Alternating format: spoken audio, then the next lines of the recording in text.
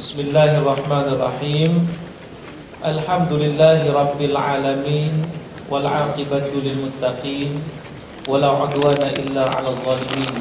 Asyhadu an la ilaha illallah wahdahu la syarikalah, wa asyhadu anna Muhammadan 'abduhu wa rasuluh, wa nusalli wa nusallim ala nabiyyina al-mustafa wa ala alihi wa sahbihi ajma'in. Rabbi shrah li sadri wa yassir li amri wahlul 'uqdatam min lisani yafqahu qawli, amma ba'd. Alhamdulillah, kita bersyukur kepada Allah Subhanahu wa taala kerana kita dapat meneruskan sesi yang seterusnya, walaupun pada pagi tadi ni yang ketiga untuk turun. Letih dah ke? Letih kan masih lagi gagah? Kita bagi pantun satulah. Nak pantun tak? Nak rekod pantun saya tak reti sangat, tapi nak cuba. Sesi pagi wasatiyah dalam tazkiyah, disusuli ibadah dan juga zakat. Moga para hadirin istiqamah, tidak goyah, meneruskan tumpuan dalam majlis ilmu yang memberi berkat, insya-Allah. Wasatiyah dalam ibadah dan zakat dinikmati sudah, kini tiba perbincangan dalam Al-Quran pula. Jangan fikir susah kerana Islam itu mudah. Moga amalan ikhlas kita beroleh pahala, insya-Allah. Jadi sedang hadirin muslimin dan muslimat yang dirahmati Allah Ta'ala sekalian, ini tiba masanya untuk kita membicarakan satu tajuk yang penting, yang sangat-sangat penting, iaitu tentang wasatiyah dalam kefahaman teks Al-Quran dan hadis Nabi SAW. Oleh kerana perbincangan ini besar sebenarnya, jadi kita fokuskan kepada pengajian Al-Quran sahaja, insya-Allah. Jadi akan membentangkan perbincangan ini terdiri daripada dua orang tokoh dalam bidang Al-Quran yang sangat hebat, insya-Allah, yang akan memberikan input-input yang sangat bermakna, yang berguna kepada kita. Yang pertamanya di sebelah kanan saya, Al-Fadhil Ustaz Abdullah Bukhari. Kalau tengok muka dia, tengok orang Melayu ke tak? Agak-agak Melayu ke tak? Dia keturunan Berak. Satu istilah baru, Berak, Belanda campur Arab. Tapi berasal daripada Kelantan, memperoleh diploma tahfiz Darul Quran Jakim, kemudian degree di Universiti Melaya Suluddin, Jabatan Quran dan Hadis, dan juga ijazah sarjana daripada Universiti Melaya dalam bidang tafsir. Kini merupakan pensyarah tilawah Al-Quran, Pusat Bahasa Universiti Islam Antarabangsa. Itu pembentang kita yang pertama, insya-Allah. Dan pembentang kita yang kedua, yang tak perlu dikenalkan, semua orang kenal, iaitu sahabat saya Al-Fadhil Dr. Zahazan bin Muhammad, asal daripada Melaka. Dan memperoleh ijazah sarjana muda daripada University of Yarmouk Jordan, master di Universiti Melaya, dan juga PhD dalam bidang Balaghatul Quran juga daripada Universiti Melaya. Jadi ini kedua-dua pembentang kita, insya-Allah. Ia akan menguraikan tajuk kita pada pagi yang nak masuk tengah hari ini, iaitu wasatiyah dalam kefahaman teks Al-Quran. Jadi untuk tidak membuang masa, saya bagi separuh-separuh lah untuk kedua-dua pembentang ini. Kita mulakan dengan Al-Fadhil Ustaz Abdullah Bukhari untuk menyampaikan pembentangan yang pertama. Persilakan Ustaz.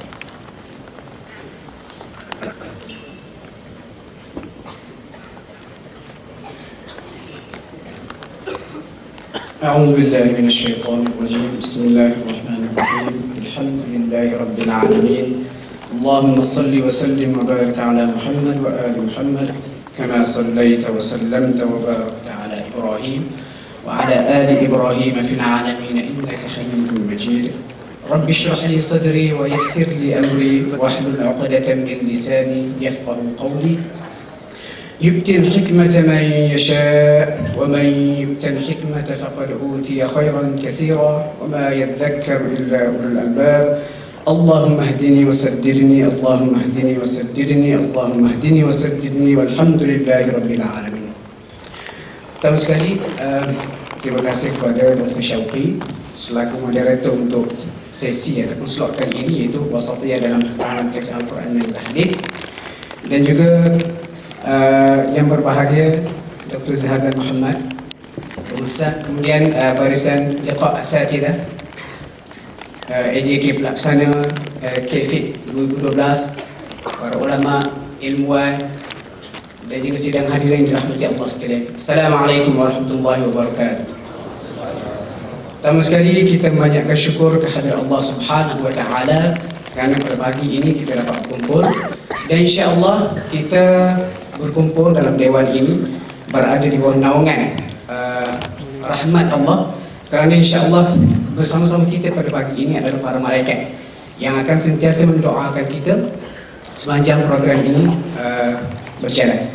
Dan insya-Allah untuk sesi kali ini saya lebih suka kalau saya katakan ini sekadar sesi perkongsian, kerana saya tahu di dalam dewan ini ada orang yang lebih alim, lebih berilmu, berwibawa berbanding saya.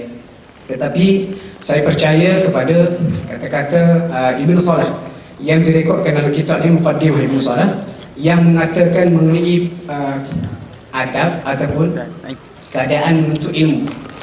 Kata beliau, la yambulur rajulu min ahli al-hadith, tidak akan mencapai tahap kebijaksanaan yang sebenar kepada mana-mana ahli hadis, orang yang terbuat hadis, illa kecuali an ya'khudha amman fawqah, dia sanggup untuk belajar daripada orang yang atas daripada dia, wa amman huwa mithlah, dan orang yang sama level, dan juga wa amman dunah, dan juga orang yang bawah daripada dia.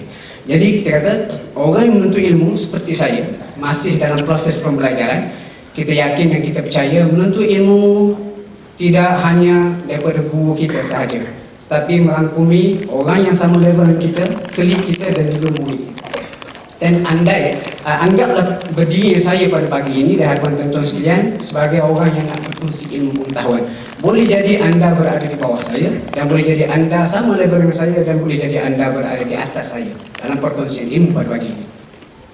Dan untuk perbincangan pada pagi ini, oleh kerana Al-Quran itu tuan-tuan umpama lautan luas yang tidak bertepi, dan disebut dalam sebuah hadis, kalau sekiranya ulama membuat kajian mengenai Al-Quran, mereka tidak akan kenyang sampai bila-bila.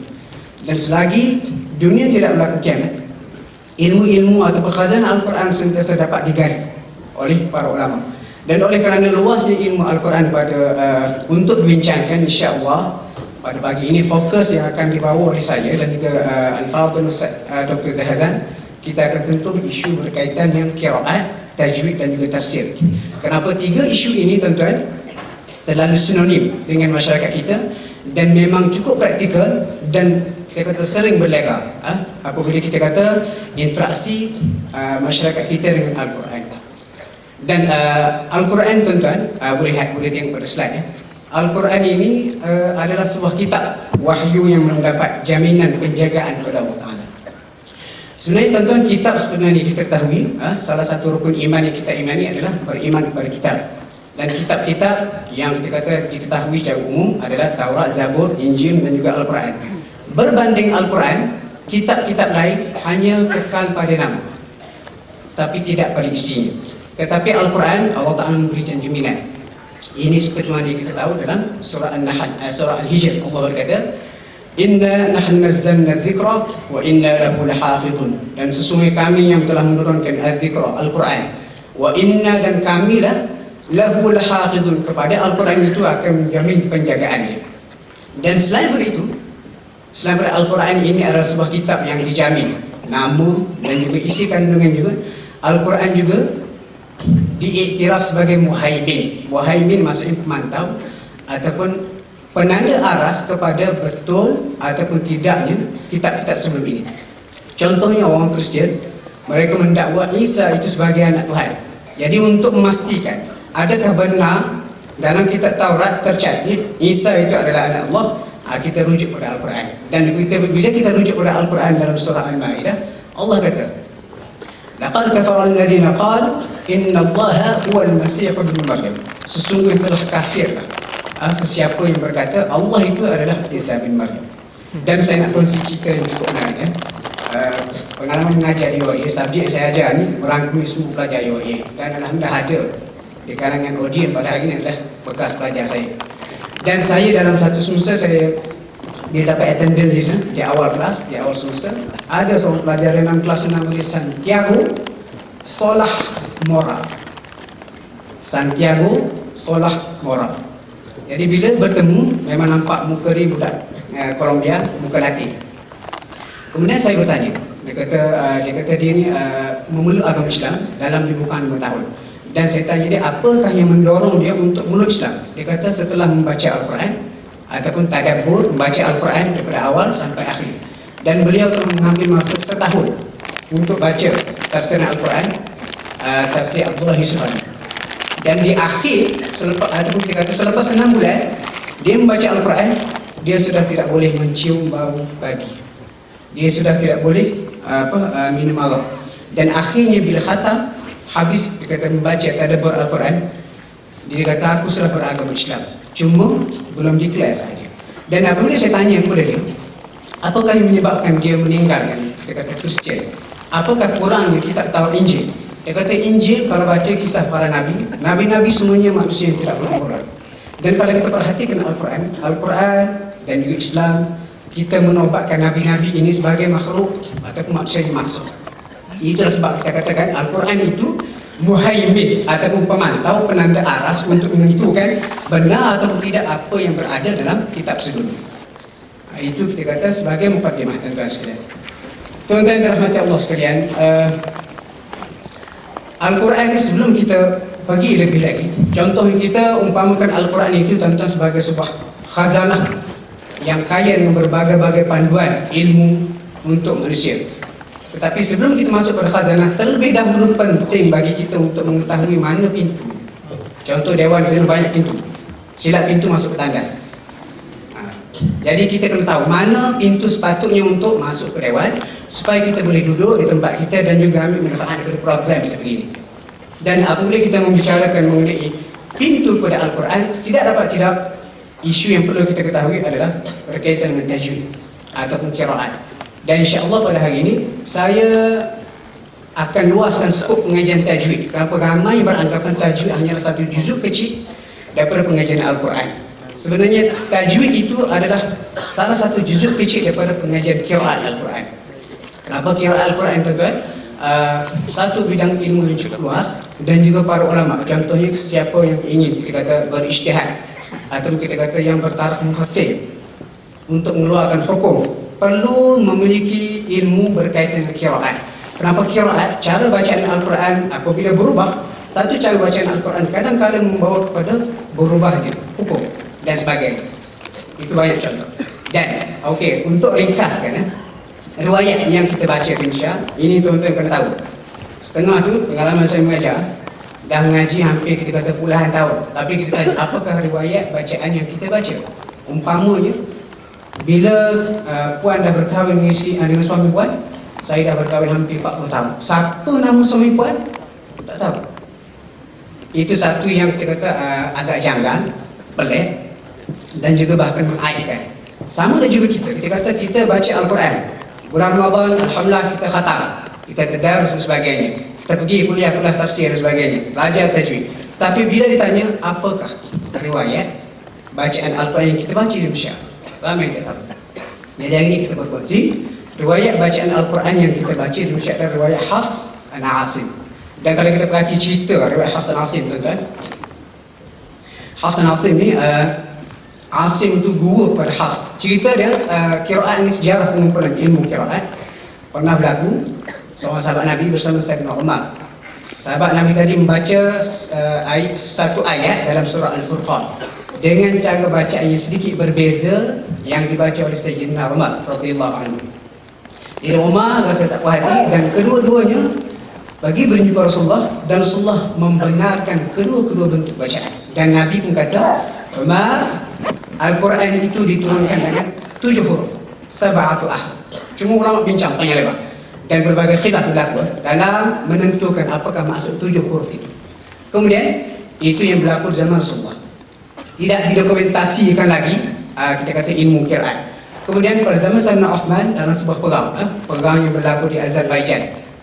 Lepas tu pada masa itu kita kata sahabat-sahabat Nabi ini yang dah membaca Al-Quran dengan Nabi mengikut satu cara bacaan ataupun cara paling mudah, satu dialek. Contohnya Nabi ni orang KL. Ada seorang sahabat daripada Terengganu, ada seorang sahabat daripada Kelantan, Johor dan sebagainya. Untuk orang Kelantan, Nabi nak mudahkan dia. Nabi kata, saya suka makan. Dan untuk orang Terengganu, Nabi nak mudahkan cara sebutan, Nabi kata, saya suka makan. Jadi kita kata teks itu sama, tapi cara menyebutnya agak berbeza disesuaikan dengan keadaan para sahabat. Dan sahabat-sahabat ini selepas kewafatan Rasulullah, mereka bertebaran ke seluruh dunia Islam, dan setiap daripada mereka membawa cara bacaan masing-masing yang diwarisi pada Rasulullah. Kemudian apabila bertemu dalam kata situasi-situasi tertentu seperti dalam perang Azerbaijan, di kalangan umat Islam ni mereka berselisih pendapat sehingga yang teruk sehingga kafir mengkafir. Ini contoh tidak ada wasati dalam memahami qiraat. Jadi berikutan itu sahabat Nabi refer kepada Uthman, ringkas itu Uthman susun balik Al-Quran. Ini kita katakan Rasul Uthman. Kemudian Al-Quran yang disusun oleh Uthman itu disalin dalam 6 salinan, 6 kopi. Satu kopi dipanggil Mushaf Al-Imam atau master kopi, itu disimpan oleh Khalifah di Madinah. Kemudian yang 5 lagi dihantar. Satu diguna pakai untuk orang Madinah. Dan pada saat itu Uthman mengatakan gezet, seorang macam gezet fatwa. Dia kata orang Madinah pakai ini saja, orang Mekah pakai ini saja. 5 mushaf itu dihantar ke Madinah, Makkah, Basrah, Syam dan juga Kufah. Dan Kufah itulah dia kata riwayat Imam Asim yang kita pakai sekarang. Dan Asim Hafs tu dia kata perawi yang banyak meriwayatkan daripada qiraat Imam Asim. Jadi kalau tuan-tuan nak detail lagi berkaitan qiraat, kita akan buat seminar lain 3 hari insya-Allah. Okey, berikutnya ini antara maklumat juga. Contoh kita nak kahwin seorang tu, tanya asal pada mana, nama tahu. Kita pun mesti nak tahu umur berapa adik nak kahwin dengan anak saya. Lepas tu lelaki dia kata umur saya rahsia. Jadi bila kata umur rahsia, kita dah tahu macam mana. Jadi penting untuk kita tahu rahsia. Begitu juga jumlah Al-Quran. Ini saya sebut kenapa jumlah Al-Quran ini sering kali disebut kata 6,666. Syekh saya masa dia tahfiz itu, Syekh Abdul Razak Zahran rahimahullah, Misri, dia kata apa? Orang Melayu kata 6666 tanam, dia kata. Kenapa jumlah 6,666? Walaupun ada riwayat menyebut itu, tapi itu tidak sahih. Yang sahihnya adalah 6236. Even kalau kita belajar dalam ulumul Quran, ada satu bab khusus yang dipanggil ilmu fawasil, hanya lebar. Itu seminar lain insya-Allah, 2 hari. Okey, apabila kita katakan penting belajar tajwid dan ia belajar qiraat. Kenapa dalam kita kata pengajian tajwid, bila kita belajar tajwid bermakna kita belajar tajwid berdasarkan riwayat Hafs Asim yang saya sebutkan tadi. Contohnya kalau kita ada peluang bagi semayang ke UAE. Kenapa saya sebut UAE? Itu kampung saya. UAE ni kita kata ada berbagai-bagai. Contoh pelajar daripada Maghribi, Jordan dan sebagainya. Dan pelajar daripada Maghribi contohnya mereka menggunakan satu riwayat. Dan riwayat mereka ni berbeza dengan riwayat kita. Begitu juga tajwid. Contoh kita baca mak badan 2 harakat. Innal ladina amanu 2 harakat. Tetapi mengikut riwayat mereka, qiraat mereka, tajwid mereka, itu dibaca panjang. Jadi ini salah satu contoh. Kita ingat lain kali apabila kita belajar tajwid di masjid surau dan sebagainya, itu bermakna kita sudah berada dalam pengajian ilmu qiraat. Dan untuk mendalami yang lebih detail ilmu qiraat, tuan-tuan, ini kita kata perlu khusus. Kemudian kenapa saya tekankan berkaitan dengan ilmu tajwid? Sebabnya orang Islam pertama sekali apabila membaca Al-Quran mesti membaca dengan bertajwid sebagai langkah awal untuk mengiktiraf Al-Quran ini sebagai kitabullah.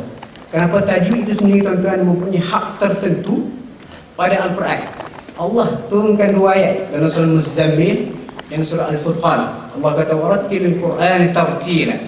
Baca Al-Quran itu secara tartil. Dan apabila ditanya kepada Nabi, apakah yang dimaksudkan dengan tartil itu? Saya kata tartil itu mengandungi 2 elemen, tajwidul huruf dan juga ma'rifatul huruf. Dia kata memperelokkan sebutan huruf. Ali tak kata, Sayyidina Ali tak kata perkataan, disebut huruf. Nanti insya Allah saya akan ulas. Perubahan huruf boleh membawa kepada perubahan makna yang cukup besar. Dan juga saya nak kata ma'rifatul wuquf. Ma'rifatul wuquf ni contoh kita kata mengetahui mana tempat sepatutnya kita berhenti. Okey, kemudian tuan-tuan sekalian yang dirahmati Allah, sebarang percubaan untuk membaca Al-Quran secara bukan Arab ataupun merumikan Al-Quran, tuan-tuan wajib dilarang ataupun Majlis Fatwa Kebangsaan Putih fatwa kemudian sebagai haram. Kenapa? Contoh, ini cerita yang berlaku. Kawan saya bawa seorang budak Arab pergi ke Kelang dan singgah sembahyang di sebuah masjid. Bila habis sembahyang, budak Arab senyum lebar. Lepas tu kawan saya tanya, kata, kenapa anda senyum? Dia kata, nak kulati, kami biasa makan buah tin, walan sekarang la nakul, tak boleh makan. Kenapa? Li'anna tin, kerana buah tin tu qad asbaha tina, buah tin sudah jadi tanah. Sebab sepatutnya dibaca, imam tadi patut baca Bismillahirrahmanirrahim, wat-tini waz-zaitun, demi buah tin dan juga buah zaitun, disebut dengan ta. Tapi imam tu tak tahu dia tak macam mana makan jeruk sebelum sembahyang tu, menyebabkan lidah tu jadi kebas. Dibaca wat-tini waz-zaitun, maksud dia apa? Demi tanah dan juga buah tin. Contoh lain, kita baca, kita kata Allah Ta'ala kata asal kejadian manusia wa khalaqal insana min tin, dan manusia dicipta daripada tin, tanah. Kali kita tak mengiktiraf tajwid, kita akan baca wa khalaqal insana min tin, dan baca kita kata dan manusia itu dicipta daripada buah tin. Kita ni tuan-tuan berasal daripada buah tin. Dan banyak lagi contoh-contoh lain yang boleh saya berikan. Dapat warning 10 minit lagi. Okey, kemudian kita perlu wujud keseimbangan yang adil di antara ilmu berkaitan dengan tajwid, tarannum dan tafsir Al-Quran. Walaupun kita kata tajwid ini penting, tetapi kita tidak boleh mati di pintu. Kebanyakan orang ni umur dia banyak, kalau pergi rumah dia penuh sijil di dinding berkaitan dengan tajwid, tapi tidak ada satu pun ilmu kita kata yang berkaitan dengan Al-Quran. Rajin mengaji kesana kemari tajwid, balik rumah isteri anak-anak tak berdudung, anak-anak tidak bersolat. Jadi tidak ada guna belajar tajwid banyak. Jadi kesimpulannya perlu ada keseimbangan. Kenapa kita umpamakan tajwid adalah pintu dan tafsir Al-Quran itu gedung khazanah. Dan tidak boleh juga kita kata keseimbangan yang kita katakan wasati ini, tidak boleh juga dalam kita kata mempelajari tafsir ini kita abaikan sama sekali tajwid. Kenapa? Itu hak. Cuma kita kena susun mana prioriti yang sepatutnya. Ini pun satu lagi penting. Para ilmuwan, ustaz, asatidah dan sebagainya perlu memiliki kemampuan baca Al-Quran yang baik. Kenapa? Apabila ustaz, asatidah berceramah, kadang-kadang kredibiliti mereka dinilai pada tahap bacaan. Saya tak katakan perlu mempunyai kemampuan seperti kari pun cukup lah tuan-tuan. Dan dalam perbincangan ni ada lahnun jali, kesalahan nyata, kesalahan yang kecil. Jangan sampai kita kerana tak belajar kita melakukan kesalahan yang nyata. Contoh, kalau tuan-tuan dengar ustaz tu mengajar adab-adab mengerjakan haji, Allah berfirman, "Faman farada fihinnal hajja fala rafasa wala fusuqa wala jidala fil hajj." Sakit telinga tuan-tuan. Itu penting, itu perkara asas. Kemudian ini 10 minit tak cukup Ustaz Syafiq, perlu lebih lagi. Okey, Al-Quran kita go through satu. Kita kena faham Al-Quran bukan buku sains. Kenapa ada kecenderungan setengah orang dia cuma bila belajar Al-Quran nak cerita ijazul Quran, insya-Allah Ustaz Zahadan akan hurai, dia nampak pada aspek saintifik saja. Sedangkan Al-Quran ini book of science. Maksudnya kita baca Al-Quran, kita nampak alam, kita akan melihat kekuasaan Allah, kewujudan Allah dan sebagainya. Saintifik, aspek saintifik hanyalah segelintir ayat-ayat ini sahaja. Kemudian penumpuan fakta saintifik secara berlebihan adalah contoh memahami kesilapan Al-Quran. Contoh sering Dr. Morris Bukai, kita tak nafi kesumbangan dia. Apabila menghuraikan ayat surah Ar-Rahman, dia kata ya ma'syaral jinni wal insi in istata'tum an tanfudhu min aqtaris samawati wal ardi fanfudhu. Wahai jin dan manusia, kalau kau mampu menembus penjuru langit dan juga bumi, fanfudhu, tembuslah. La tanfuduna illa bisultan. Kamu tidak akan dapat menembusi penjuru langit dan bumi kecuali bisultan, dengan kekuatan. Dan dia kata kekuatan itu, dia kata inilah yang kita kata roket tu. Naik ke langit, nak tembus atmosfer, perlu ada kekuatan. Satu segi tuan-tuan, makna secara literal betul, tetapi makna sebenar ayat ini mengikutkan Allah Ta'ala salah. Kenapa ayat ini cerita di pada mahsyar? Ayat ini Allah kata Malik Yaumiddin, dia lah raja pada hari itu. Dan antara bukti dia ni raja, manusia, jin tidak boleh lepas daripada mahkamah Allah di pada mahsyar. Dan kita kata cabaran pada ayat ini ditujukan kepada jin, sebab hanya jin, bukan manusia yang mampu terbang menembus langit dan bumi. Dan ayat kita kata surah Ar-Rahman menceritakan bagaimana jin dengan manusia yang tidak mampu menembus langit dan bumi, ditafsirkan oleh surah Al-Qiyamah. Yaqulul insanu yawma idzin aina al-mafar. Katanya orang kafir, nak lari ke mana? Kalla la wazar, tidak ada lagi tempat perlindungan. Semuanya berada di bawah kekuasaan Allah. Ini contoh. Terlalu gairah nak menjadikan Al-Quran saintifik, habis semua ayat cerita pasal sains. Dan ini kadang-kadang tuan-tuan menutup mukjizat Al-Quran yang lain. Dan kita perlu elakkan perkara itu belakang.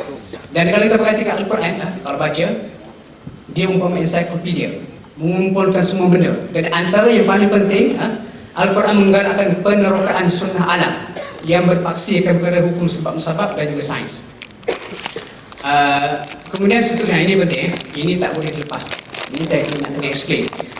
Dalam Al-Quran biasanya kita kata al-istishfa' bil-Quran, kita menjadikan Al-Quran sebagai syifa, penyembuh. Dan sering kali kita jumpa, ni pengalaman saya, Ustaz, ada tak ayat-ayat nak kurus? Ada tak Ustaz ayat untuk hilangkan jerawat di muka? Walaupun ada, saya baca sebuah buku, saya pun agak terkejut. Orang tanya Nabi, di akhirat besok ada tak bukit, gunung semua sekali? Turun ayat. Wa yas'alunaka 'anil jibal. Mereka bertanya kepada kamu Muhammad tentang gunung ganam di pada mahsyar besok. Ada atau tidak? Allah kata faqul yansifuha rabbi nasfa. Allah hancurkan sehancur-hancurnya. Fayadharuha qa'an safsafa, dan dibiarkan, diratakan. Rata sungguh-sungguh. Ada kata ini Ustaz ayat untuk ubat sakit jerawat. Masa kata jerawat ni bukit? Waktu licin? Tak ada lagi. Jadi ini contoh kita kata penyelewengan kepada makna Al-Quran. Dan kita kena elakkan benda ni. Dan banyak lagi pengalaman-pengalaman apabila orang tanya. Bila kita baca Quran, dalam Quran Allah sebut wa nunazzilu minal Qur'ani ma huwa shifaa. Ya ayyuhan nasu qad ja'atkum maw'izatun min rabbikum wa shifaa'un lima fis sudur. Yang dimaksudkan syifa sebenar pada Al-Quran itu, kalau saya boleh bagi persentage tuan-tuan, 90%. Syifa yang dimaksudkan oleh Al-Quran itu adalah penyembuh, penawar kepada penyakit hati, munafik, kafir, jahat, tidak percaya kiamat. Dan untuk memahami kata mendapat syifa, penyembuh, penawar kepada Al-Quran, perlu kepada tadabbur. Contoh kawan murid saya tadi, Santiago, dia ini kita kata seorang yang berpenyakit, kafir. Kenapa tidak melihat kebenaran Islam? Apabila dibaca Al-Quran, Al-Quran telah menyembuhkan penyakit kafir dia dengan logik-logik Al-Quran dan juga kita segala isi kandungannya. Itu maksud syifa. Tetapi walaupun begitu tuan-tuan, tidak menafikan Al-Quran itu juga boleh menjadi syifa ataupun penyembuh pada penyakit fizikal. Tapi saya boleh katakan hanya 10% saja. Kenapa? Yang 10% itu pun lebih bergantung kepada keyakinan kita. Keyakinan, keimanan kita kepada Al-Quran tidak boleh disukat. Kalau hari kita boleh sukat 500 ml, timbangan dan sebagainya. Tapi keyakinan tidak boleh. Walaupun begitu kita tak nafikan. Kenapa? Kalau kita nafikan sama sekali Al-Quran itu boleh menjadi syifa, penyembuh pada penyakit fizikal kepada setengah orang sahaja, itu tidak bersalting. Tidak bersalting. Contoh, kenapa Imam Bukhari dalam Sahih Bukhari itu dia letakkan satu bab. Dia kata bab Ar-Ruqa bi Fatihatil Kitab. Ruqan macam berjampi dengan menggunakan Al-Fatihah. Dan hadis bagi seorang sahabat Nabi hanya menggunakan Al-Fatihah untuk menyembuhkan patukan bola kepada ketua kampung. Cuba kita pergi ke hospital, duduk bahagian unit racun tu, datang orang kena patuk bola. Tak payah, saya baca Fatihah. Tuan-tuan berani buat? Kalau tuan-tuan tak berani buat, bermakna 10% yang saya katakan tadi itu pada andaian saya terlalu subjektif, tapi tidak boleh menafikan. Dan Imam As-Suyuti sendiri pun tuan-tuan, Imam Suyuti sendiri pun dia meletakkan satu bab dalam kitab dia Al-Itqan fi Ulumil Quran, dipanggil bab Khawasul Quran, khasiat Al-Quran. Dan ini menceritakan bagaimana ayat-ayat tertentu dengan izin Allah boleh menyembuhkan segala penyakit. Boleh ke Ustaz Syauqi lagi dua ni? Ustaz Syauqi boleh lagi dua. Terima kasih Tuan. Dan seterusnya ini Kita kata suatu ayat perlu difahami dalam siyak ataupun konteks yang sebenar. Ini banyak contoh penyelewengan. Contohnya perkataan qadir. Allah kata wallahu ala kulli syai'in qadir. Kalau kita buka dalam Quran banyak qadir.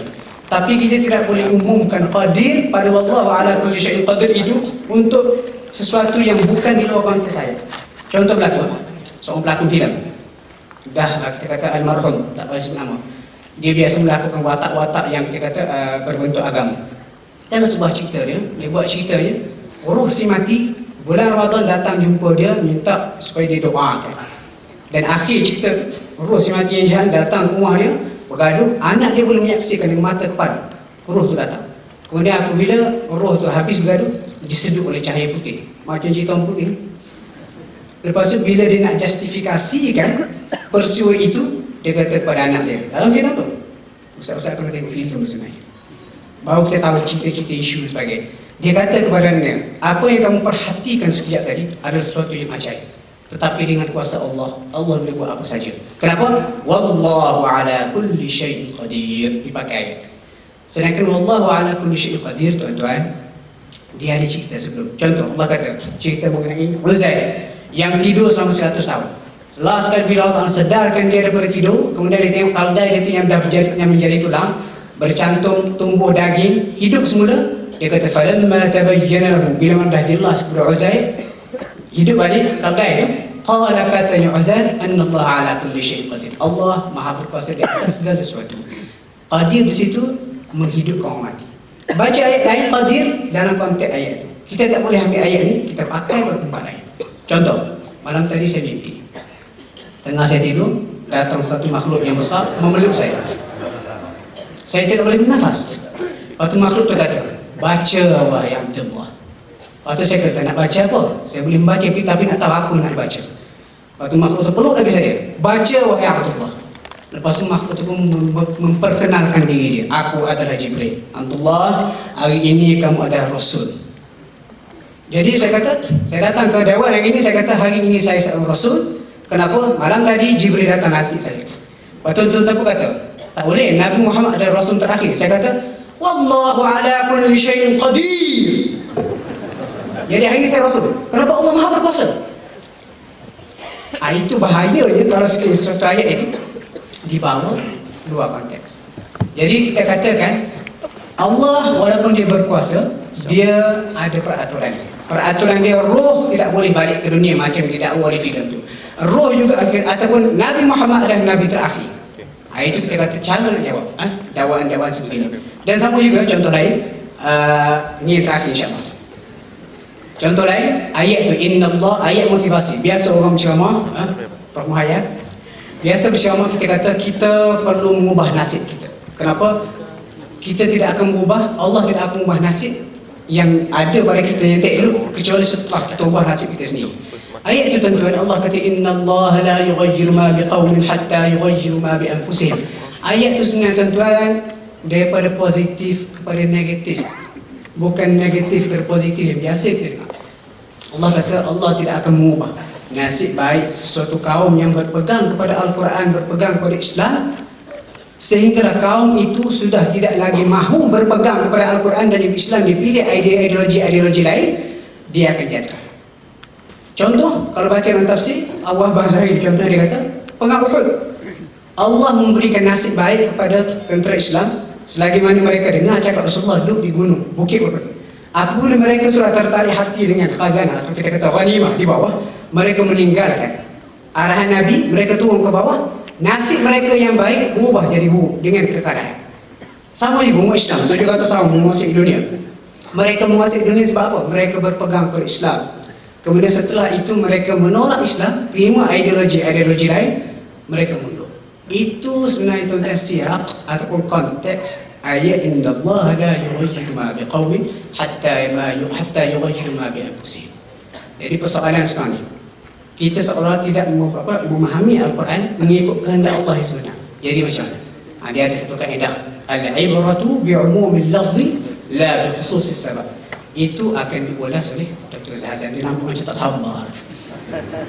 Saya kata cukup untuk setakat itu perkongsian yang saya boleh berikan bersama. Mudah-mudahan kita dapat manfaat apa yang baik daripada Allah Ta'ala dan yang buruk daripada kelemahan diri saya sendiri. Assalamualaikum warahmatullahi wabarakatuh. Waalaikumsalam warahmatullahi wabarakatuh. Barakallahu fiik. Al-Hafiz Abdullah Al-Ustaz Abdullah Bukhari Al-Hafiz. Habis depan, habis belakang. Tuan-tuan yang dirahmati Allah Ta'ala sekalian, jadi Ustaz Abdullah Bukhari telah menerangkan kepada kita persoalan-persoalan banyak berkaitan dengan Al-Quran. Antaranya Al-Quran itu bukan kitab sains. Oleh itu jangan kita menyesuaikan Quran dengan sains. Cuma tak salah kalau nak kaji sains tiba-tiba ada kita dapati untuk mengukuhkan kepahaman kita terhadap ayat Allah Subhanahu Wa Taala. Sebagai contohnya apabila Allah Subhanahu Wa Taala menyatakan innallaha la yastahi an yadriba mathalan ma ba'udatan fama fawqaha. Allah Ta'ala sebut ba'udatan, nyamuk betina. Sebab apa nyamuk betina? Orang sains kaji dapati bahawa yang jenis gigit manusia ni bukan nyamuk jantan, nyamuk betina saja. Betul tak? Orang perempuan tak tangguh. Ini bukan manusia, nyamuk. Kita cerita pasal nyamuk, jangan terasa pula. Nyamuk ni ikut kajian sains. Sebab nyamuk ni makanan dia bukan darah sebenarnya.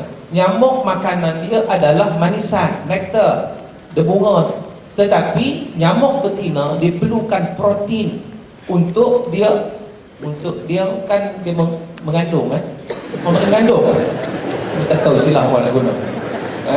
Jadi dia perlukan protein untuk kesinambungan anak dia itu. Maka dia terpaksa, bukan nak sangat pun, dia terpaksa kan attack manusia ataupun haiwan untuk mendapatkan darah tersebut. Jadi kesan nyamuk itu begitu besar pada manusia. Allah Ta'ala sebut ba'udah. Allah Ta'ala tak sebut nyamuk betina, tapi nyamuk Allah Ta'ala sebut nyamuk jantan, tapi nyamuk betina.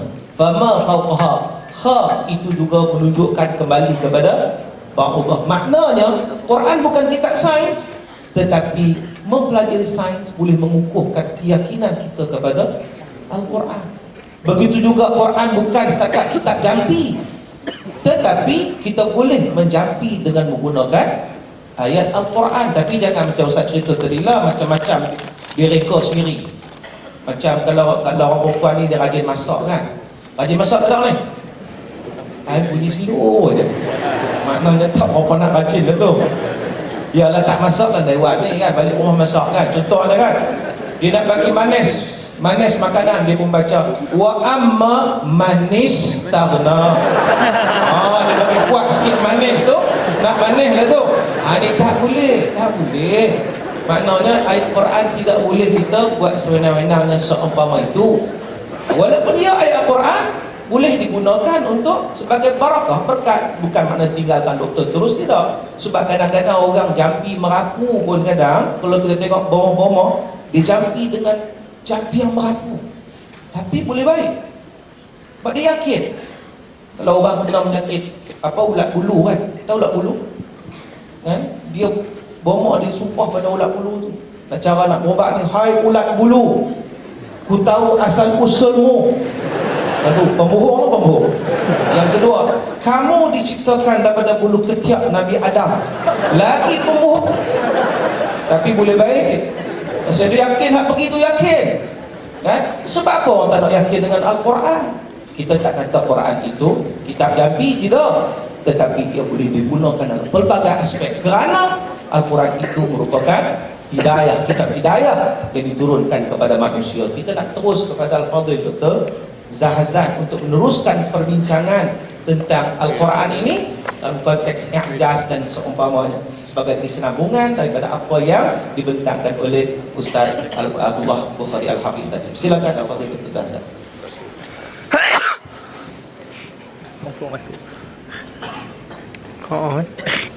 Assalamualaikum warahmatullahi wabarakatuh. Innal hamdalillah nahmaduhu wa nasta'inuhu wa nastahdihi wa nastaghfiruh wa natubu ilayhi wa natawakkalu alayhi wa na'udzu billahi min shururi anfusina wa sayyiati a'malina. Man yahdihillahu fala mudilla lahu wa man yudlil fala hadiya lahu. Allahumma salli wa sallim wa barik ala sayyidina Muhammad wa ala ali sayyidina Muhammad kama sallaita wa sallamta wa barakta ala sayyidina Ibrahim wa ala ali sayyidina Ibrahim fil alamin innaka Hamidum Majid. Wa ba'd. Terima kasih Tuan Musi, sahabat saya yang duduk semua, Dr. Muhammad Syauqi bin Osman. Ya, adik-adik yang boleh kata saya, Ustaz nak cerita kepada kamu semua. Nak dengar tak? Motivasi untuk semua Sebelum Ustaz cerita tentang Ustaz Abdullah ni. Dulu Ustaz belajar di Jordan duduk dengan Ustaz Syauqi dari tahun 1 sampai tahun 4. Best kan? Ya. Dan Ustaz dulu saja-saja ceritalah, minta maaf lah adik-adik. Ustaz dulu kaki pulun tu. Kaki pulun suka belajar, baca, menghafal. Fahamnya tidak, menghafal je. Tadi terlalu cerita botin tadi kan, bila kami sampai ke Jordan for the first time, makanan yang dihidangkan di sini adalah botin, buah zaitun, roti Arab dan hummus. Maka bila makan botin tu, sini pun berkata, botin ni disebut nama dalam Quran. Jika dia dimakan dengan rasa manis, maknanya iman kamu manis lah itu. Sekiranya kamu makan kamu rasa pahit, maknanya iman kamu ada masalah. So, saya joking ingat ke? Ingat So kami makan pahit tapi bawa manis. Macam mana?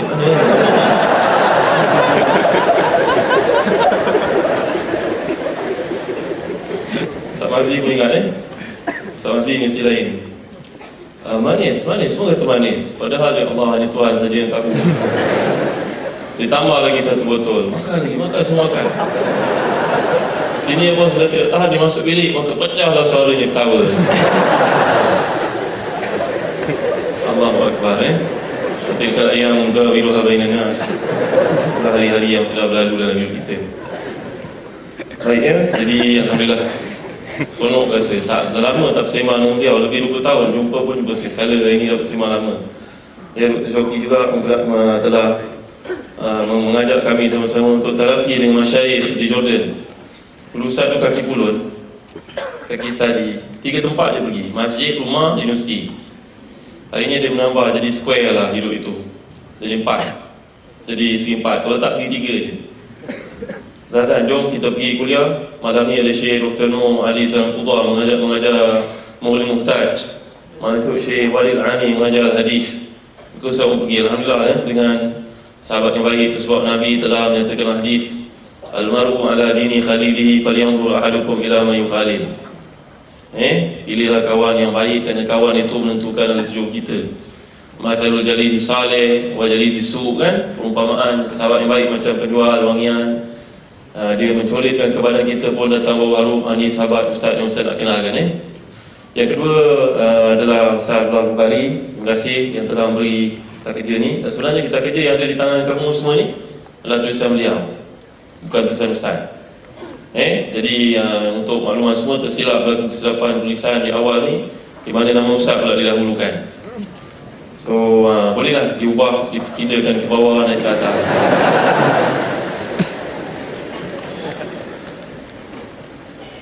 Alhamdulillah Alhamdulillah, semua alhamdulillah.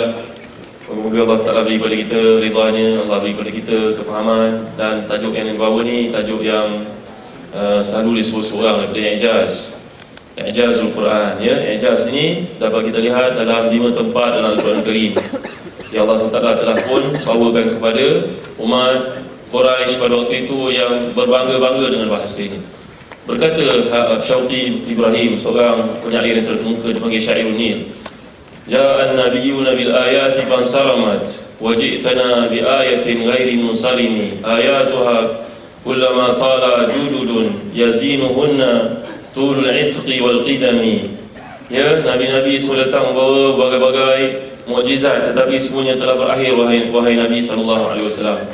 Tapi baginda datang kepada kami membawa satu mukjizat yang tak berakhir sampai ke hari ini. Setiap kali dibaca, setiap kali tambah iman. Ya, setiap kali baca semakin dekat dengan Allah Subhanahu wa taala.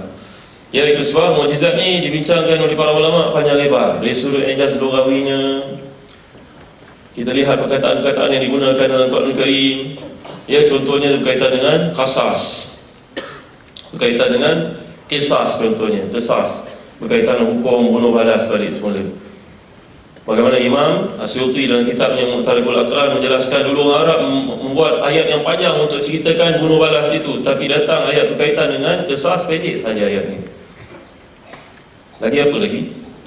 Mukjizat berkaitan dengan perkara-perkara yang telah dinyatakan dahulu, yang dibawakan oleh Allah SWT. Sebagai contohnya dalam surah Al-Ankabut ayat 40, wa kullan akhazna bi dhanbihi faminhum man arsalna alaihim hasiba wa minhum man akhazathu sayha wa minhum man khasafna bihi al-ard wa minhum man aghraqna wa ma kana Allah liyazlimahum walakin kanu anfusahum yadhlimun. Ya, Nabi Muhammad dibawakan ayat ini padahal orang Arab sebelum itu memanglah telah tahu adanya 4 perkara yang berlaku.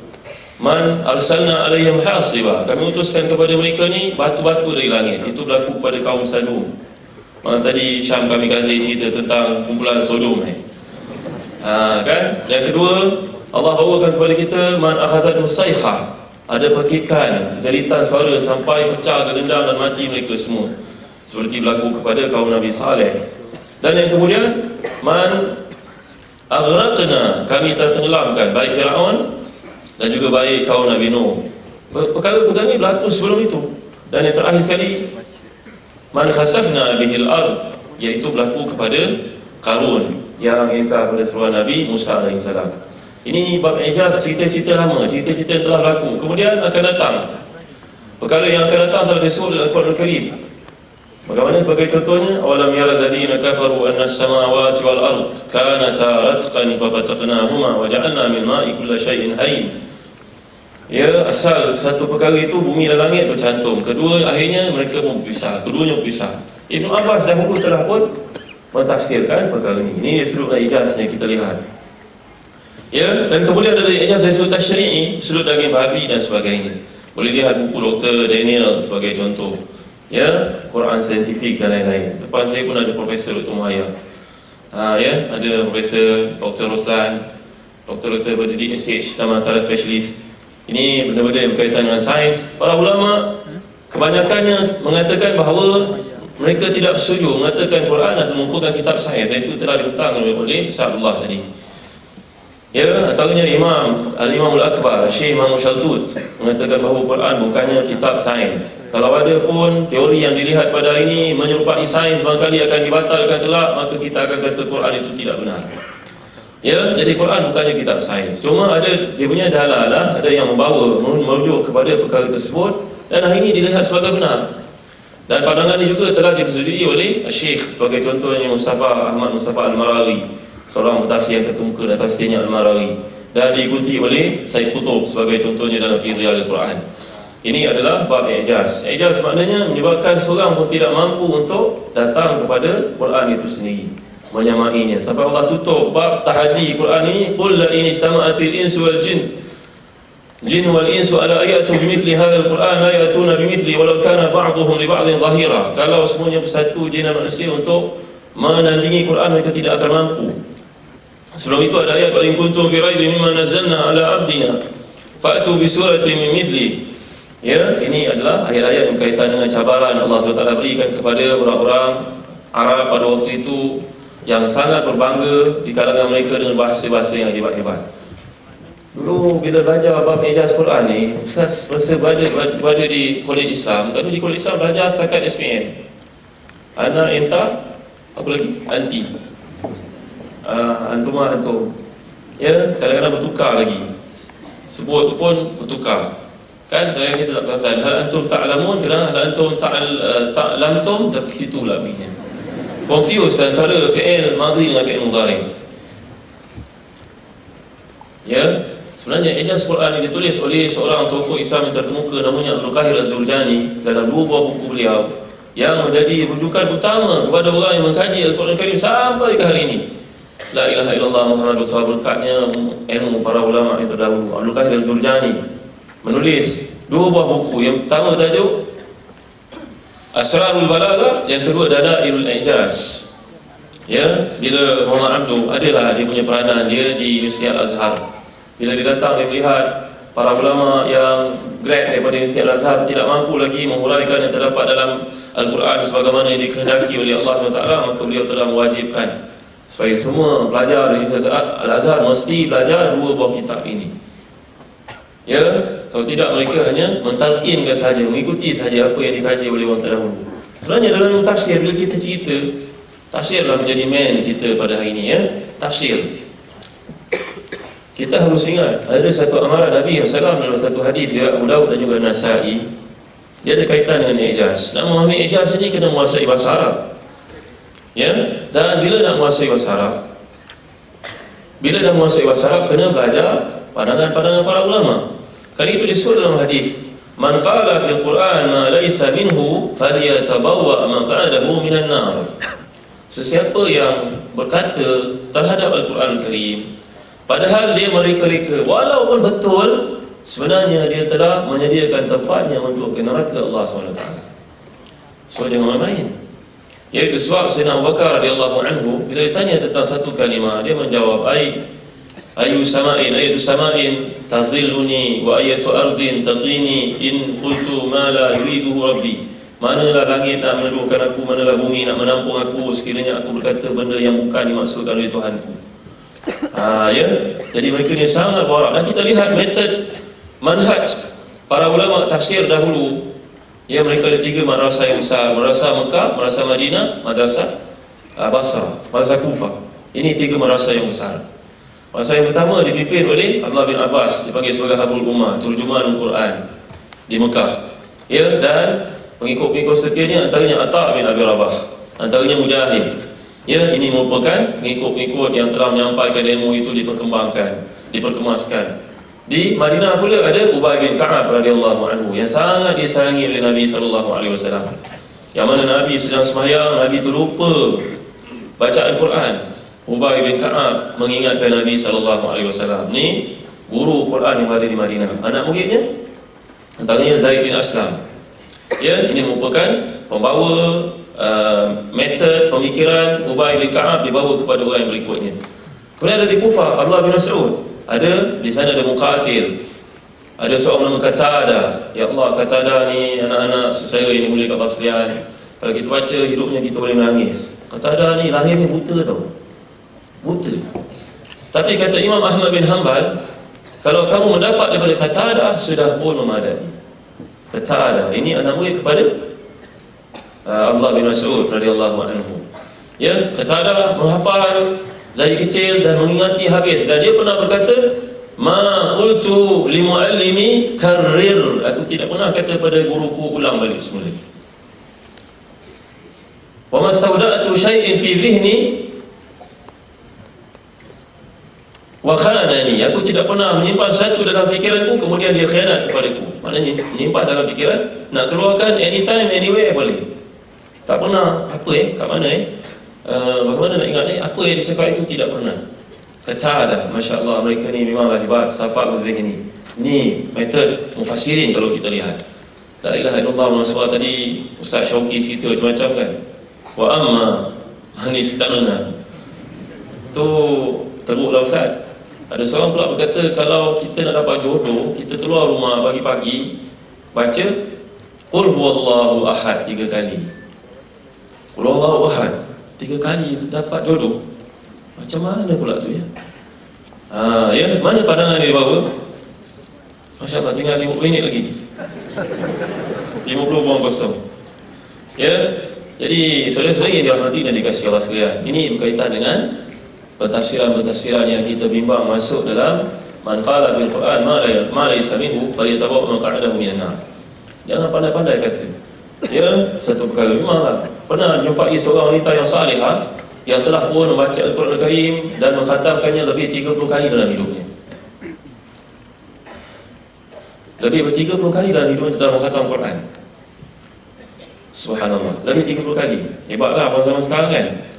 Kalau Anas bin Malik kita baca dalam kitab At-Tibyan fi Adab Hamalatil Quran, Anas bin Malik mengkhatamkan Quran bersama Allah setiap minggu. Hari Khamis dan Jumaat khatam. Anas bin Malik seorang pentafsir, seorang sahabat Nabi yang kaya raya. Tiap-tiap minggu khatam Quran. Hari Khamis dan Jumaat dia kumpulkan semua keturunannya, anak-anaknya, isteri-isterinya untuk mendengar bacaan Quran yang terakhir. Dan siapa ada doa, mari pergi kepada Datuk nak doakan pada masa Quran ini dikhatamkan. Ni seorang tua yang saya jumpa dalam khatam Quran lebih 30 kali dan dia kena kanser. Dia kena kanser, dia rawat dengan ayat Qulna ya naru kuni bardan wa salaman ala Ibrahim. Ayat berapa? Ayat 69 surah Al-Anbiya. Qulna ya naru kuni bardan wa salaman ala Ibrahim. Ustaz, boleh tak saya ajar pada semua yang kena kanser? Ustaz, sekarang saya bekerja sebagai sukarelawan dan anak saya telah meninggal dunia kerana kanser. Yang seorang ibu yang sangat mulia dari Pahang. Anaknya merupakan seorang profesor di sebuah universiti, meninggal dunia kerana kanser. Saya teramalkan dia dengan boleh Ustaz. Boleh, sepenuhnya boleh. Masya Allah, hebat. Bila saya buat kajian, saya tak langsung, saya baca satu pandangan dikemukakan oleh Imam Al-Ghazali dalam Ihya Ulumuddin dalam bab Fadlul Quran, kelebihan Quran, dan dalam buku Talbis Iblis oleh Imam Ibn Jauzi, pandangan yang serupa. Sebenarnya Quran ini memanglah merupakan wa nunazzilu minal Qur'ani ma huwa shifaa'un wa rahmatul lil mu'minin wa la yazidul zalimina illa khasara. Ya, Muhammad Mutawalli Syarawi mengatakan, lihat Allah gunakan perkataan wa nunazzil. Wa nunazzil maknanya yufidu al-istimrariyah wa taimumah. Dia menunjukkan kepada satu benda yang bersifat berterusan. Quran itu mesti dibaca berterusan, barulah dia datang manfaat. Kalau dibaca bila datang musibah, dia tidak akan bermanfaat. Seperti mana kata Hujatul Islam Al-Imam Al-Ghazali dengan Al-Imam Ibn Jauzi dan Talbis Iblis, Quran ini umpama senjata saudara. Kalau saudara menggunakannya, mempraktiskannya, menggunakannya masa ke semasa, barulah dia jadi syifa dan juga rahmat. Tapi sekiranya bila diguna waktu datang musibah, dia tidak akan manfaat. Dia akan take time untuk memberi manfaat. Action dia akan datang lambat untuk beri manfaat. Dan niat pun berperanan utama dalam penentuan satu goal yang nak dicapai. Logik tak? Saya pernah M16 tak? Pernah pegang M16? Kalashnikov pernah pegang? Pistol pun tak pernah pegang kan? Ya, tiba-tiba pada hari datang musuh untuk menyerang negara, saya dia bekalkan seorang M16. Saya boleh pakai tak agak? Gitu dia.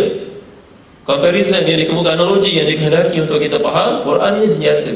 Dia dibaca, ya, sampailah kita dapat sebati dan mendarah daging dalam diri, barulah dia akan datang manfaat. Seperti nenek tua ini, makcik tua yang sudah berusia 80 tahun ini, ya, kerana Quran itu dibaca 30 kali khatam, dia baca ayat itu berkesan untuk dirinya, belum tentu untuk orang lain. Dengar baik, belum tentu untuk orang lain. Kerana Quran ini syifa dan juga rahmah. Bila ada perkataan wa nunazzil, mana diamalkan secara berterusan, berjadual. Kan itu cadangan yang paling mudah untuk kita faham dalam kitab Al-Mustadrak oleh Imam Al-Hakim. Man qara'a 10 ayatin fil laila lam yuktab minal ghafilin. Wa man qara'a 100 ayatin fil laila kutiba minal qanitin. Sesiapa yang baca 10 ayat seharian, dia tidak akan jadi orang yang lalai. 10 ayat je saja. Ya, tak termasuk apa yang ada dalam sembahyang yang saya baca itu. Jadi bacalah di luar sembahyang 10 ayat. InsyaAllah Allah SWT akan beri kepada kita jauh daripada penyakit lalai. Lalai ini bahaya.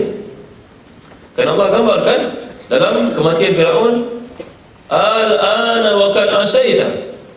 Kan Allah gambarkan wa kunta minal ghafilin. Firaun ini, dia bila dia nak mati barulah ditawar kepada Allah SWT.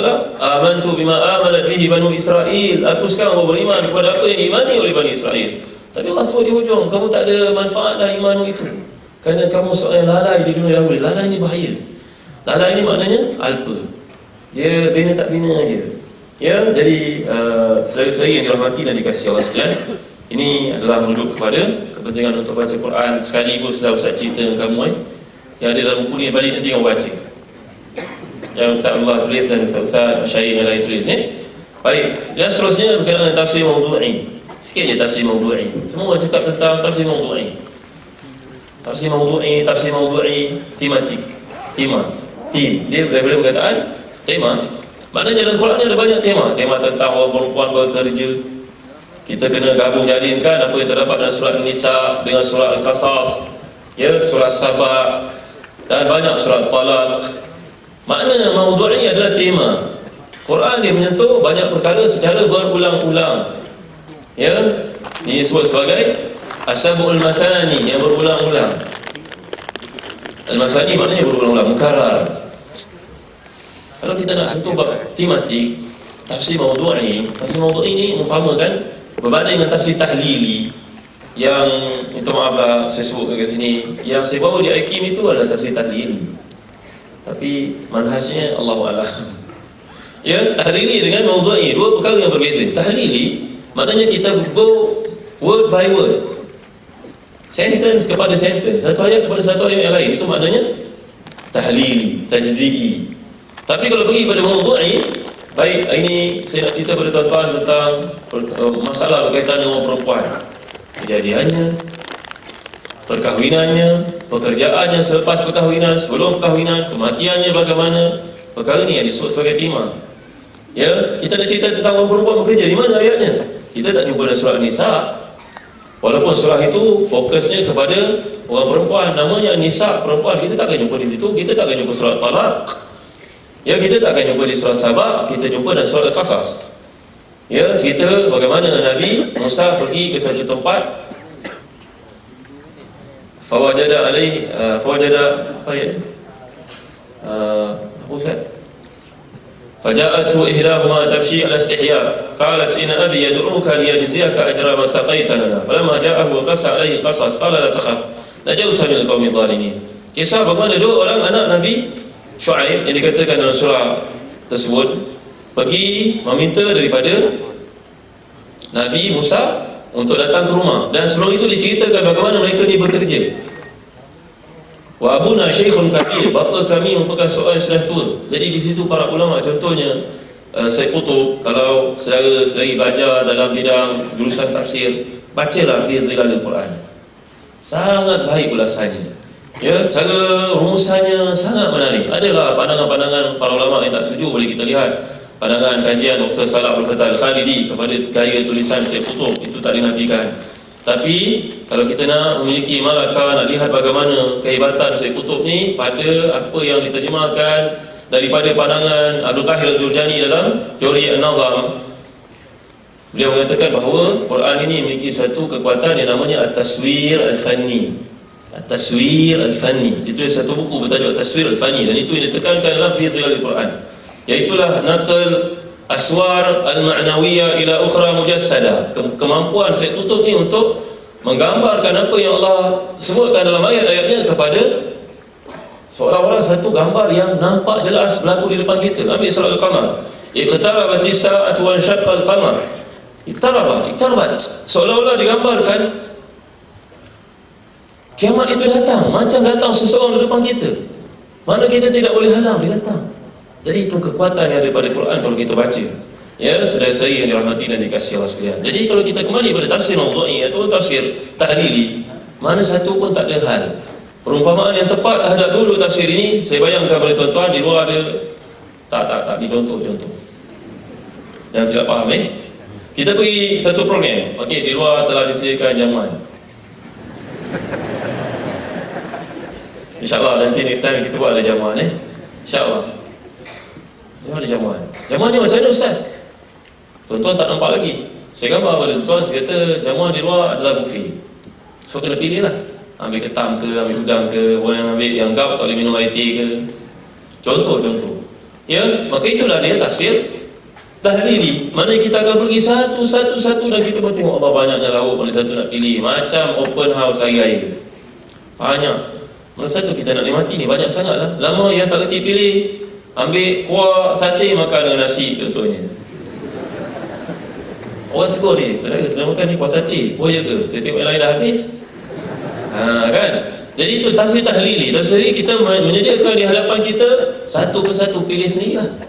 Tapi kalau tafsir mawdu'i, tematik ini adalah pendekatan makanan sudah dibungkus siap dalam bungkusan masing-masing, diambil di luar.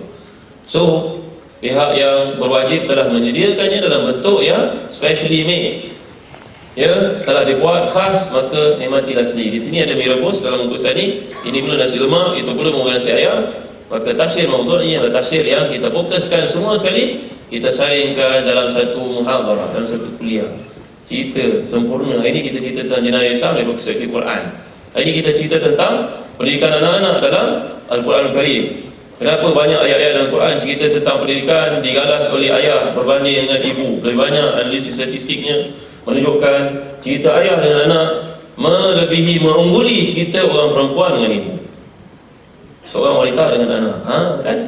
Jadi maknanya perspektif tarbiyah ni kita ambil, pilih ekstrak-ekstrak yang kita keluarkan. Malangnya sampai ke hari ini belum ada lagi tafsir namanya tafsir mawdu'i yang sempurna. Ya, yang ada orang menulis teori tafsir mawdu'i ada. Tapi menceritakan fokus satu kisah adalah yang dibawa oleh sebagai contohnya Syekh Muhammad Al-Ghazali, tapi merupakan khawatir dalam buku beliau antaranya Kaifa Nata'amalu Ma'al Quran. Dan beliau juga seorang pemikir sangat hebat, Muhammad Ghazali ini, guru kepada Dr. Yusuf Qardawi. Muhammad Ghazali ini adalah pros and cons, ada yang tak setuju, ada yang setuju. Ma minna ila wa yukhaz minhu wa yuraddu alaihi, dalam manhaj wasati kita ada manusia ni ada sempurna, di sini ada kekurangan. Tapi memadailah hari matinya Muhammad Ghazali ini. Beliau telah berkata, semua orang menganggap saya mukhalafah Imam Syafi'i, ya. Kalau saya mati, saya merayulah kepada umat Islam agar saya dapat dikebumikan di Mesir. Padahal Mesir telah menghalaunya keluar. Ini Muhammad Ghazali ini, dia tidak dibenarkan pulang ke Mesir melainkan beberapa kali saja dalam setahun. Kalau saya mati, tinggal jasad ini dikebumikan dekat dengan Imam Syafi'i di Mesir. Tiba-tiba matinya tahu tak di mana? Tahu di mana? Matinya di Al-Madinatil Munawwarah. Diminta untuk dikebumikan dengan dekat dengan Imam Syafi'i, kini dikebumikan dekat dengan Rasulullah SAW. Dan kebangkitan yang pertama untuk hari kiamat nanti adalah daripada Al-Baqi', seperti yang disebut dalam hadis yang sahih. Ya, Muhammad Ghazali ini adalah teori dia. Kaifa nata'amalu al-Quran, dia kata secara ambil berat Quran saudara. Macam Imam Ghazali cakap exactly. Quran ini tadi Ustaz Abdullah dah sebut tajwid penting, pelajari. Tarannum tak berapa penting. Tak berapa penting tarannum. Yang datang ramai ini tak berapa penting. Yang penting kamu memahami Quran, bukan kamu mendalami dan menunjuk-nunjuk dengan tarannum. Minta maaf, anti climax. Kerana bandingan Imam Ghazali dan juga Badi'un Zaman Said Nursi sangat menarik. Badi'un Zaman Said Nursi menulis kitabnya Rasailun Nur. Orang yang melagu-lagukan Quran ni dibimbangi dia ni macam orang sakit. Dia pergi jumpa doktor, masa diberi lagi tambahan, masa tamat, sikit-sikit isi. Ya, kamu seperti orang sakit, diberi ubat oleh doktor. Doktor membagi satu prescription, ada satu penerangan kan. Ubat merah makan pagi, ubat kuning makan petang, ubat air makan malam. Kamu bawa ubat ini balik ke rumah, kamu tidak makan ubat, tapi kamu melagu-lagukan. Kuning makan pagi, merah makan malam, air minum waktu tidur. Kamu lagu-lagukan, kamu tak dapat manfaat apa-apa pun. Itu yang disebut sebagai kamathil himar yahmilu asfara. Macam himar, ya, dilagu-lagukan. Ini tidak penting. Tajwid itu yang penting. Waratil Quran tartila. Kebanyakan ulama tafsir kata tartil tajwid, belajar tajwid, makharijnya, sifatnya dan sebagainya. Kata Muhammad Ghazali yang menyedihkan, bila dibaca ayat wa ma tilka biyaminika ya Musa, qala hi asai atawakkalu biha wa hawshu biha ala ghanami wa li fiha ma'arib ukhra. Apa di tanganmu wahai Musa? Ini tongkat. Tongkat aku nak menghalau kambing dan sebagainya. Ada tanggungjawab yang lain, kerja-kerja lain.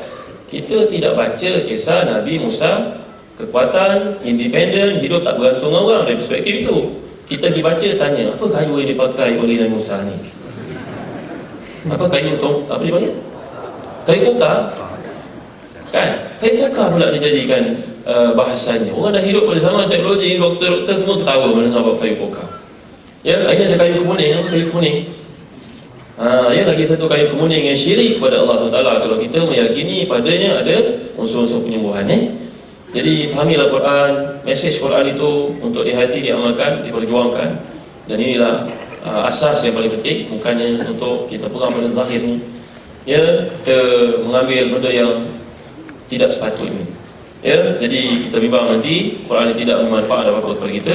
Allahu a'lam. Sallallahu alaihi sayyidina Muhammad wa ala alihi wasallam. Assalamualaikum warahmatullahi wabarakatuh. Waalaikumsalam warahmatullahi wabarakatuh. Jazakumullah khairal jazak.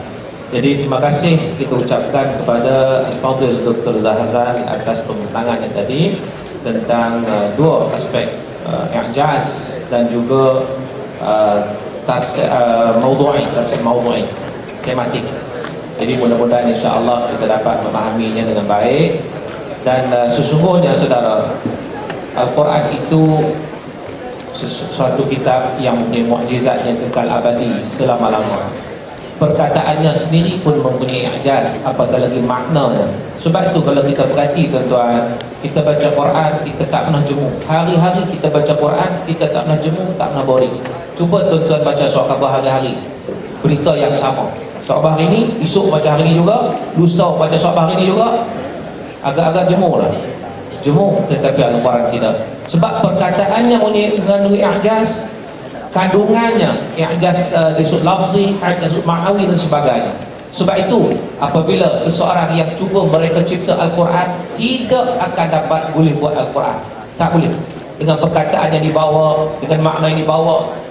Cubaan memang ada, macam Musailamatul Kadzdzab cuba bawa ayat Quran. Disebut dia baca, kalau kita dengar tu baca ayat Quran sebagai contohnya, pernah tuan-tuan dengar dia baca Bismillahirrahmanirrahim, Al-Fil wa mal-fil wa ma adraka mal-fil lahu khurtumun tawil wa lahu dhailun qasir. Sadaqallahul azim. Betul kan? Surah apa ni? Gajah. Apa itu gajah? Kamu tahu tak apa itu gajah? Gajah itu belalai panjang, ekornya pendek. Jadi kalau kita lihat, Musailamatul Kadzdzab membawakan ayat Quran, nampak sama sebiji, tetapi tidak mengandungi i'jaz langsung. Perkataannya pun tidak, maknanya pun tidak, maka pada ketika itu dengan mudah orang menolak. Jadi di situ amat rugi kalau kita tidak benar-benar bersandarkan ataupun menjadikan Al-Quran dan juga sunnah Nabi SAW sebagai sumber rujukan utama kita, sebagaimana apa yang disabdakan oleh Rasulullah SAW, taraktu fikum amrain lan tadillu ma tamassaktum bihima kitaballah wa sunnati atau kama qala Rasulullah, rawahu al-Imam Malik. Yang mana Nabi SAW menyatakan, aku tinggalkan kepada kamu dua perkara, kamu tak akan sesat selama-lamanya selagi mana kamu pegang dengan dua perkara ini, iaitu Quran dan juga sunnah Rasulullah SAW. Jadi sekali lagi kita mengucapkan terima kasih banyak-banyak kepada kedua-dua pembentang kita pada hari ini, iaitu Al-Fadhil Ustaz Abdullah Bukhari Al-Hafiz dan juga Al-Fadhil Ustaz Dr. Zazan Muhammad di atas pembentangan mereka. Jadi sekadar itu, selaku moderator menyerahkan kembali kepada pengacara majlis. Wabillahi taufiq wal hidayah. Assalamualaikum warahmatullahi wabarakatuh.